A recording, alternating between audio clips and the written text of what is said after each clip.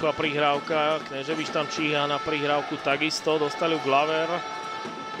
Ten napokon dáva dvojku. Hodoch vedú 6-2, Kneževič, dobrý pohyb lopty na Glovera, práve Hanson mu posunul loptu a pripíše sa. Môže schopiť aj bez Tavisa Smitha. Stále má k dispozícii dostatočne kvalitné individuality, stále ešte majú samozrejme hostia čas niečo s tým urobiť. Glaver dáva trojku. Pipíška. Dôležitý útok pre Maníkov, ktorí potrebujú skórovať, to sa im darí. Domáceho tímu, teraz mal Hanson opäť voľnú trojku, nemieril presne. Častejšie stráca lopty. Glaver. A zablokovalo. Zlova je aj v útoku trochu nemohúca bez svojho najlepšieho strelca. Tavisa Smitha. Glaver ale dá 2 body. Za 3 body Kneževič, ale takisto zatiaľ hľadá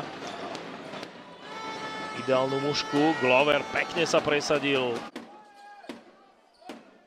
Petráš na Glovera. Gloverov pokus. Gutaľ na Smitha. Glover v rohu. Zatleník. Ale nekoná. Glover pod košom. Na trojka. Ďalší rýchly protiútok.